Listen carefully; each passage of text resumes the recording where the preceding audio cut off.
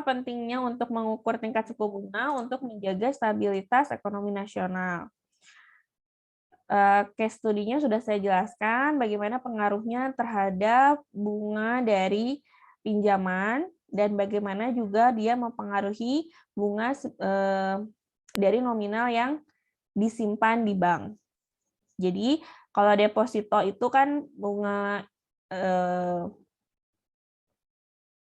yang kita taruh di bank. Kalau misalnya bunga pinjaman adalah bunga yang harus kita bayarkan ke bank, ya.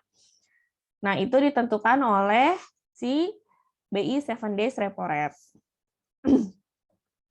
Selain BI 7 days repo rate, nanti juga kan si tingkat bunga nominal ini dihitung dari tingkat bunga real ini nanti dihitung dari perbandingan antara tingkat bunga nominal dengan inflasi. Ya. Jadi yang perlu dijaga adalah tingkat bunga real karena dia tidak boleh terlalu besar dan tidak boleh terlalu kecil. Nah, selanjutnya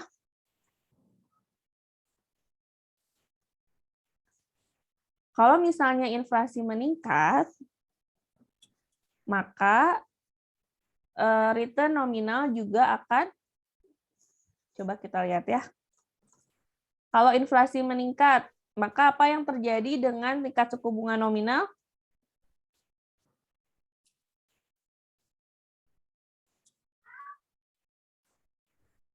Berbanding terbalik ya.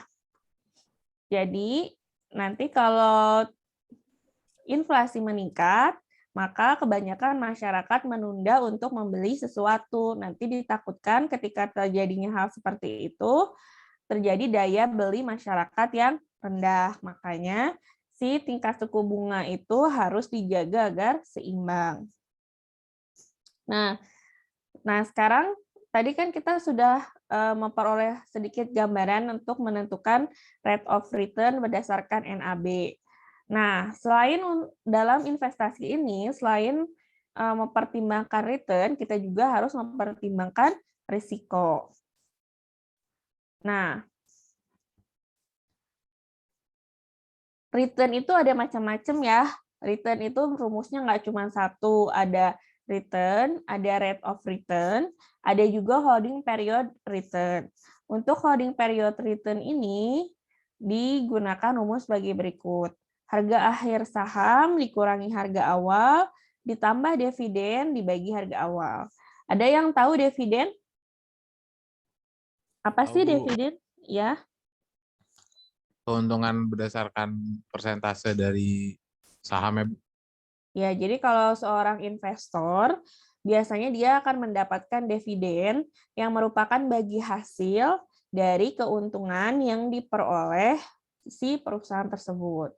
Kita kan sebagai investor memberikan modal kepada investor sehingga kita sebagai investor memberikan modal terhadap suatu perusahaan sehingga nanti si perusahaan itu akan memberikan timbal balik yang berupa dividen. Dividen ini secara singkatnya adalah bagi hasil yang persentasenya ditentukan oleh perusahaan berdasarkan berapa persen modal yang kita berikan pada perusahaan tersebut. Nah, ada contoh kasus. Apabila investasi pada instrumen dana indeks pasar saham dengan harga sebuah saham $100, jangka waktu investasi 1 tahun, dividen tunainya $4. Menggunakan rumus yang atas, maka nanti untuk menghitung holding period return, kita cari tahu harga akhir saham. Harga akhir sahamnya katanya diduga harga per lembar saham menjadi 110 di waktu T plus 1 misalnya. Jadi harga akhir sahamnya adalah 110. Harga awal dijelaskan bahwa investasi pada instrumen dana indeks pasar saham dengan harga sebuah saham 100. Jadi karena dia menginvestasikan sebesar 100, maka harga awalnya adalah $100. Dividen, ini sudah langsung ditulis bahwa dividennya adalah $4. Jadi bisa langsung dimasukkan ke dalam rumus ini, 110 dikurangi 100 ditambah 4 dibagi harga awal. Harga awalnya adalah 100. Jadi didapatkan holding period return-nya 14%.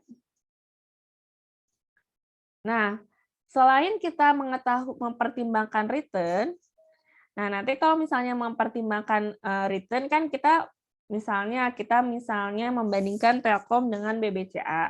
Nah, nanti kan kita masukkan rumus ini sesuai dengan harga dari masing-masing saham beserta dividen yang diberikan.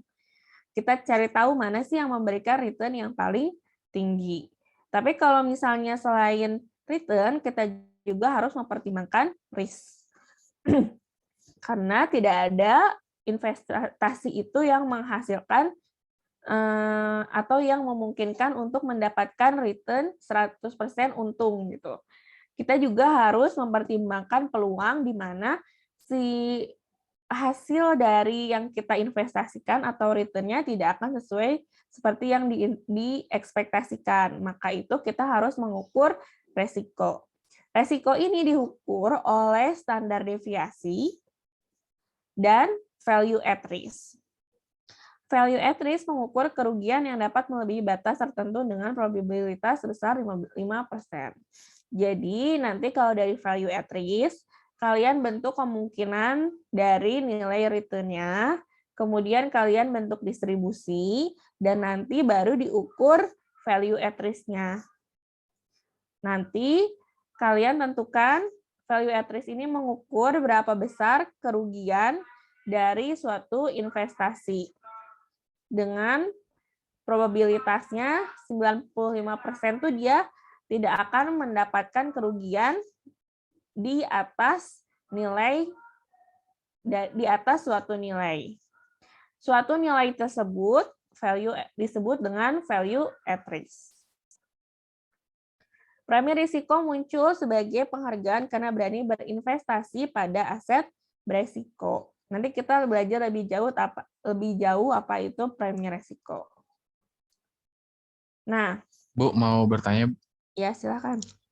Itu kan tadi HPR-nya dibagi harga saham awal, Bu. Tapi di bawah itu dibaginya $110 itu salah.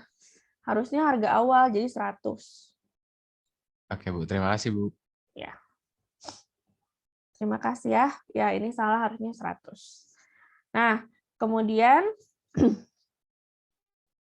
bencana finansial atau sistemik. Ini tuh maksudnya kenapa sih si nilai saham itu bisa anjlok dan kenapa sih kita bisa mengalami kerugian karena nilai sahamnya turun.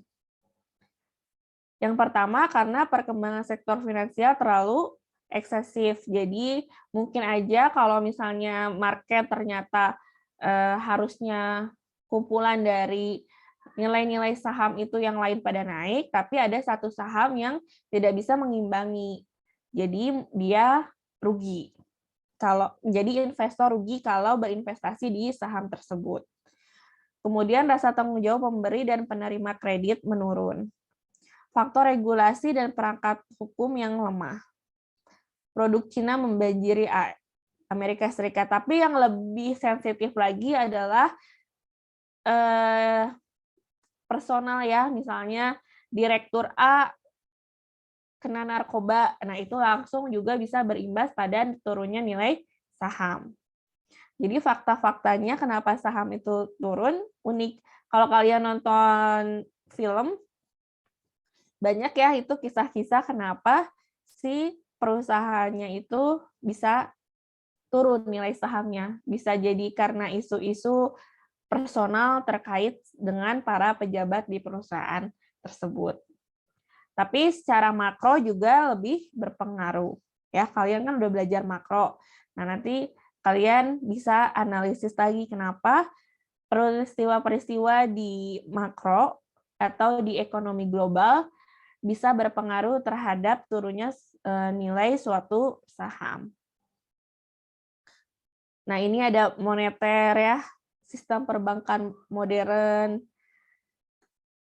Nah, ini sistem perbankan modern juga terkait dengan investasi.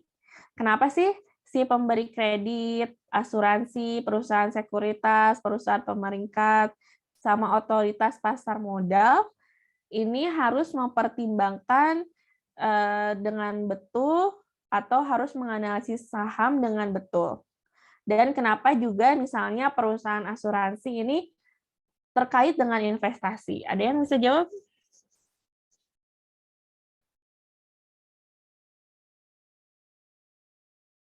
Karena perusahaan asuransi menginvestasikan memutar duit juga gitu. Kenapa? Kan Buat perusahaan bayar klaim, Bu. Iya, Apa hubungannya dengan bayar klaim? Kan premi biasanya lebih kecil dari jumlah klaim, Bu. Klaim kita Masa bayar premi lebih premi. kecil dari klaim? Iya, Bu, biasanya kan kalau Kan misalnya kalau contohnya premi kayak kan seimbang, Sandi. Kalau misalnya kita bayar, kan premi seimbang sama ininya, klaim, bukan seimbang kalau misalnya dihitung dari present value. Jadi buat ngatasin kayak inflasi sama yang present value gitu-gitu. Jadi buat biar, kalau Ibu suara saya robot ya. enggak jelas. Soalnya diam, Bu. Tiba-tiba ada diam. Jadi biar buat muter uang terus buat ngakali nang present value sama inflasi itu harus diputar gitu uangnya, Bu, ke investasi gitu. Ada yang lebih spesifik nggak? Ada yang tahu nggak? Ini bukan, Bu. Di perusahaan asuransi biasanya ada produk-produk yang kayak buat investasi juga gitu, Bu. Jadi beli asuransi itu ada produk yang buat investasi namanya unit link gitu, kalau nggak salah gitu. Ya, gitu. Bisa, itu bisa menambah keuntungan dari si pemegang polis ya. Tapi kalau dari perusahaan asuransinya tersebut juga dia harus mempertimbangkan untuk investasi. Kenapa?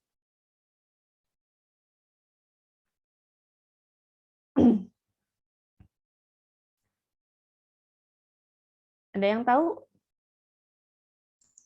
biar nggak rugi kali, Bu. Kenapa biar nggak rugi? Iya, biar uangnya produktif. Karena kalau perusahaan asuransi, makanya kalau perusahaan asuransi kan selalu bilangnya semoga panjang umur, semoga sehat. Karena dia kan nggak mau bayar klaim, ya.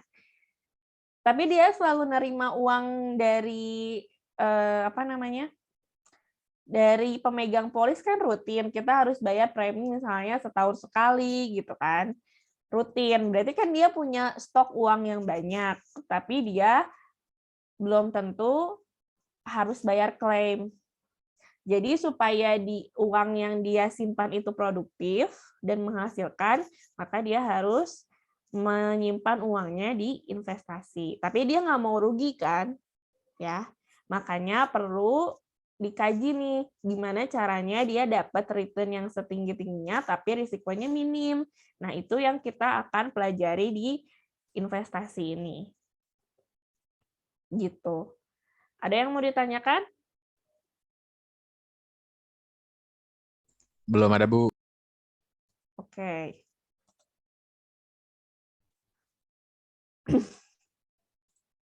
Sorry ya, saya mau nyampein ini, tapi saya belum update datanya. Karena di internet juga saya cari belum ada. Nih. Kenapa investasi penting? Yang pertama karena meningkatkan nilai aset. Ada yang bisa kasih contoh? Rumah, Bu. Misalnya? Kalau duitnya kita pegang itu bisa 500 juta misalnya. Tapi kalau kita investasi pakai aset di rumah, harga tanah kan makin naik, harga rumah juga makin naik gitu. Jadi nanti kita kalau beli rumah, berarti uang kita yang 500 juta pas rumahnya dijual bisa bertambah nilainya ya. Kebutuhan di masa depan, apa contohnya? Dana pensiun, Bu. Misalnya? Emang dana pensiun investasi? Maksudnya kita mempersiapkan dana pensiun kita sendiri, Bu. Terus caranya? Mungkin bisa investasi di produk-produk keuangan, Bu. Oke. Jadi nanti kata Gabriela, kalau misalnya kita menyiapkan pensiun, jadi kita misalnya beli saham, terus nanti kita baru jual sahamnya mendekati usia pensiun. Jadi uang yang kita dapat nilainya pasti lebih banyak daripada kita naruh di tabungan. Kemudian antisipasi ketidakpastian pendapatan, itu sama ya, hampir mirip dengan dana pensiun. Kemudian menjaga nilai uang. Ya tadi, karena kalau misalnya kita naruh uangnya di bawah bantal, yang tadinya kita 500 juta itu bisa beli rumah tipe 90 misalnya di tahun 2015, tapi di tahun 2021 uangnya tetap 500 juta, udah nggak kebeli tuh udah nggak kebeli rumah dengan tipe 90. Misalnya cuman kebelinya rumah di luas 60 gitu. Jadi nilai uang kita yang 500 juta bukannya bisa dipakai lebih, malah berkurang manfaatnya gitu.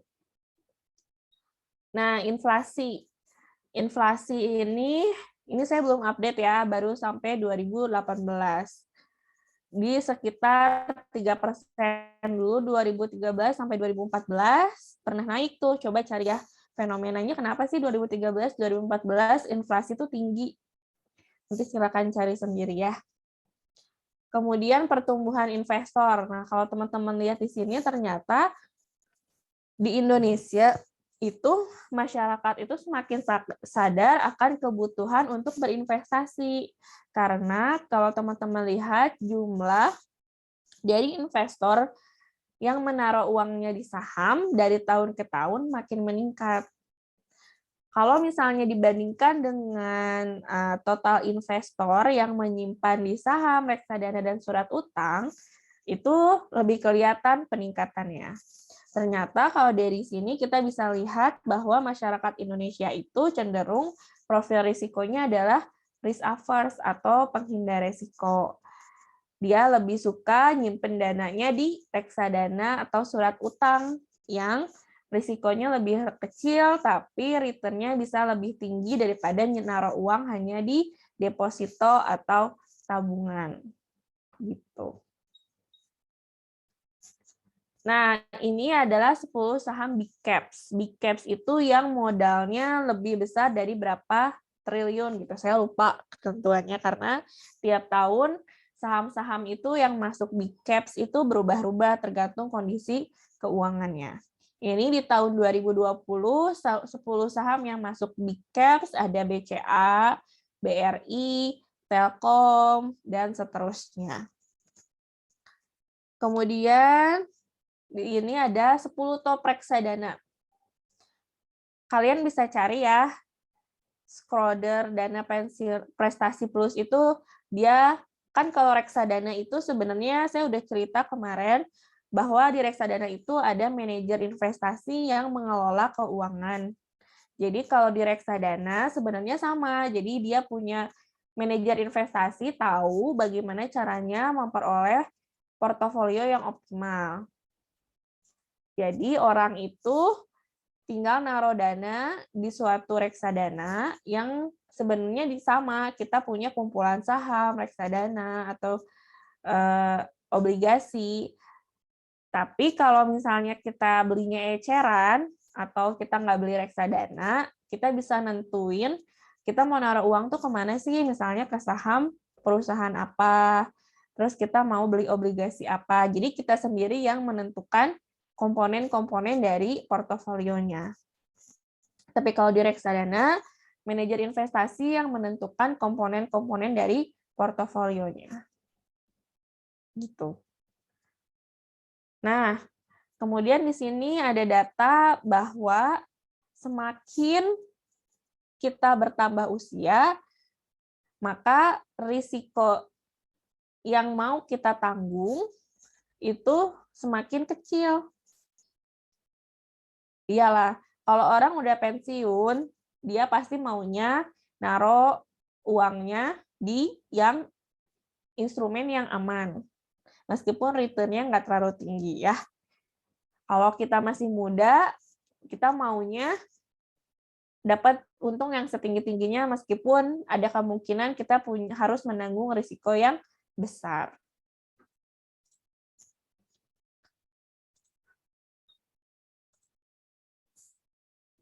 Nah, Ada investor, ada trader. Apa sih bedanya? Kalau investor ini dia menyimpan atau membeli saham untuk jangka panjang. Jadi misalnya kita beli saham Telkom, terus kita diamin aja uang kita di situ nggak dijual-jual sampai 10 tahun yang akan datang. Nah, itulah investor. Kalau trader, dia misalnya bagian treasury suatu perbankan. Jadi kalau misalnya kita beli saham Telkom hari ini, dia jual 5 jam yang akan datang juga bisa. Itulah trader. Terus analisis fundamental sering dipakai investor, tapi kalau trader lebih ke analisis teknikal. Analisis fundamental itu dia dari laporan keuangan, tapi kalau analisis teknikal dia lihat grafiknya, ada kemungkinan naik nggak sih nanti di masa yang akan datang. Terus investor ini menilai kinerja laporan keuangan. Tadi saya udah jelasin, trader melihat tren dan grafik pergerakan saham.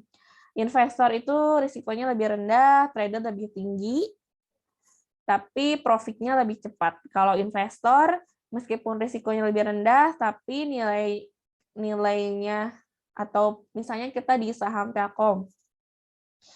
Telkom kan biasanya naik ya, tapi ya nggak akan naik dalam 5 jam juga. Kita tuh harus nunggu. Misalnya 1 tahun baru kelihatan naiknya signifikan gitu. Jadi itulah bedanya investor dan trader. Nah, ini adalah diagram produk investasi. Kalau di perbankan, produk investasinya adalah tabungan dan deposito. Tapi kalau di pasar modal ada banyak, ada saham, obligasi, reksadana, pasar uang, pendapatan tetap juga saham. Nah, sebelum nanti kita akan coba diskusi dalam kelompok, tapi sebelum itu saya mau menyampaikan bahwa besok kita ada dosen tamu ya, jam 7.30, udah tahu? Besok atau Sabtu ya? Bukannya besok ya? Jumat jam 7.30? Kemarin Bu Linda bilangnya Sabtu, Bu. Jam 9 pagi. Katanya. Bentar, saya kemarin dapat WhatsApp.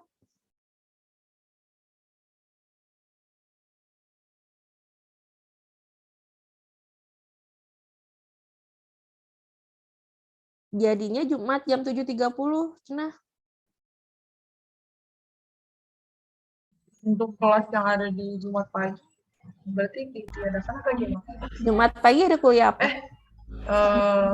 Bu, ada kelas jam 9. Iya. Udah selesai sih kalau jam 9 mah. Data science. Desain riset, data science. Bukan Bu, analisa data kategori. Jam 9. Jam 9 Bu. Itu kan praktikum gitu. Praktikum apa? Hukum ya? Belum mulai Bu besok. Belum mulai ya? Oh, Oke. Berarti oke kan besok ya? Oke Bu. Oke, nanti saya sambil Atau kalau pastikan. ada yang ngulang mata kuliah lain atau ngambil mata kuliah. Ada yang ngambil mata kuliah lain atau ngulang? Ada Bu yang ambil PTP jam 7:30. Berapa orang? Kurang lebih 10. Saya sambil nanya ke Bu Linda ya. Ya, mungkin nanti kalau yang ngambil PTP ya udah. Mungkin nanti kalau jadi jam 7.30 jadi nggak ikut ke sini. Jadi kalau besok jadi itu pengganti kuliah di hari Selasa tanggal 22. Nah, sekarang ini banyak kan ya? Oke. Nah, sekarang coba kalian berimajinasi, kalian adalah seorang manajer investasi yang mengelola dana masyarakat sebesar 2 miliar. Nah, kalau kalian jadi manajer investasi, Coba kalian alokasikan 2 miliar tersebut, kalian akan investasikan kemana aja. Kemudian beritahu kenapa alasannya. Kalian bisa lihat dari internet ya. Silakan cari data yang mendukung keputusan kalian untuk naruh beberapa saham, buat naruh yang 2 miliar tersebut ke komponen aset apa aja. Jadi intinya kalian berimajinasi bahwa kalian adalah manajer investasi, punya uang 2 miliar, terus kalian bikin portofolio yang menurut kalian itu akan optimal. Nah, kalian kaji alasan-alasannya yang mendukung keputusan tersebut. Silakan cari data di internet sebanyak-banyaknya. Jelas? Jelas? Halo? Bu, ini jadi kita cuma nulis di Word gitu, Bu. Sahamnya mau dialokasikan kemana, alasannya kenapa Berapa gitu. persen ke sini, berapa persen ke sini. Kemudian kalian kaji juga alasannya apa aja, kelebihannya apa aja, kekurangannya apa aja.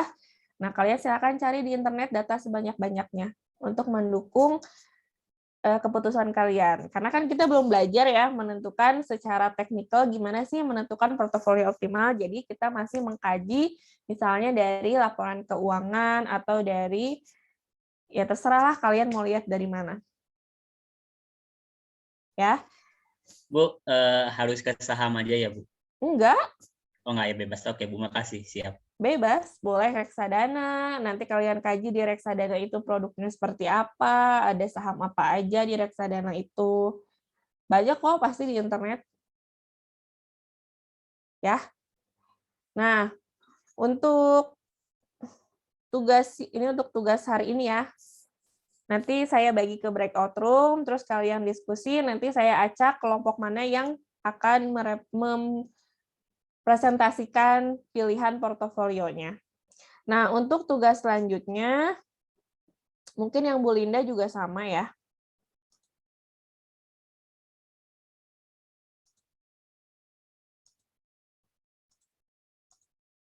Nah, untuk tugas berikutnya, kalian mengkaji apakah suatu perusahaan itu layak atau tidak dijadikan atau diberikan modal. Kalian bisa lihat aspeknya dari pilih 2 perusahaan, kemudian kalian kaji secara fundamental. Kalian lihat kondisi sahamnya bagaimana di bursa efek, kalian boleh lihat grafiknya, menurut kalian itu akan naik atau turun, kemudian kalian lihat laporan keuangannya, terus kalian coba tentukan ya debt equity ratio, yang kayak saya kemarin bilang, ROA dan ROE-nya dari laporan keuangan. Terus kalian kaji juga nanti apakah ada kemungkinan bangkrut atau tidak perusahaan itu. Terus kalian juga lihat grafiknya di finance.yahoo.com, itu ada shock nggak atau ada naik yang signifikan atau turun yang signifikan dari dalam jangka waktu pengamatan tertentu. Terus kalian kaji di internet apa sih yang menyebabkan shock tersebut. Nah, ini untuk tugas di minggu yang akan datang. Ya.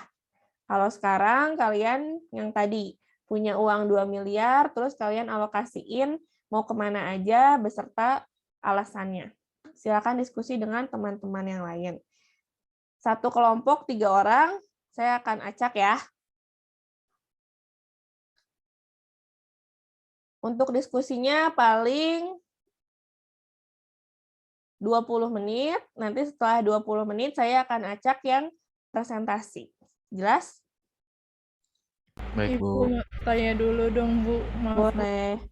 Tadi berarti yang kita sekarang diskusi bertiga-tiga itu yang kalau kita jadi manajer investasi ya, Bu. Kalau yang itu untuk sekarang, kalau misalnya yang ini untuk minggu depan. Iya, kalau yang ini kan lebih banyak yang kalian harus analisis kan. Iya, Bu. Kalau sekarang dari fakta-fakta terkini aja atau dari data yang singkat aja. Oke? Kalau yang 2 minggu yang akan datang kan harus dari suatu perusahaan ya. Kalau sekarang kalian bebas mau ke reksadana, mau ke deposito, mau ke properti, bebas asetnya. Oke? Paham ya? Jadi 2 miliar, misalnya 20% ke properti, 30% ke saham BBCA, 10% ke deposito, misalnya 1% ke reksadana apa. Nah, itu sertakan dengan alasannya. Oke? Saya acak.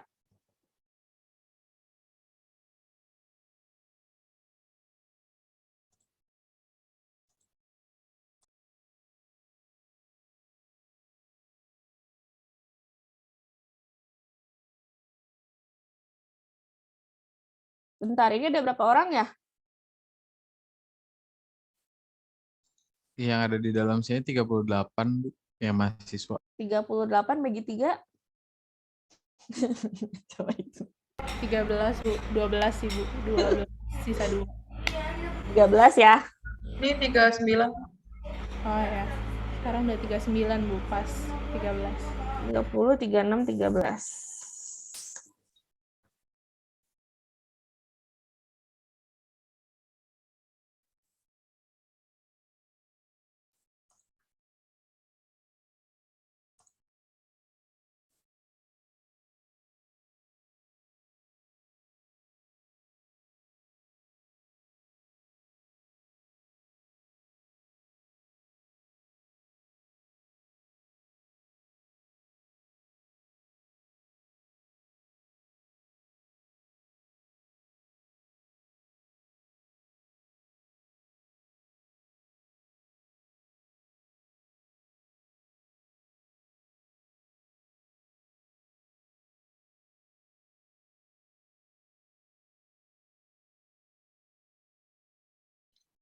Van, kok lu nge-record, Van?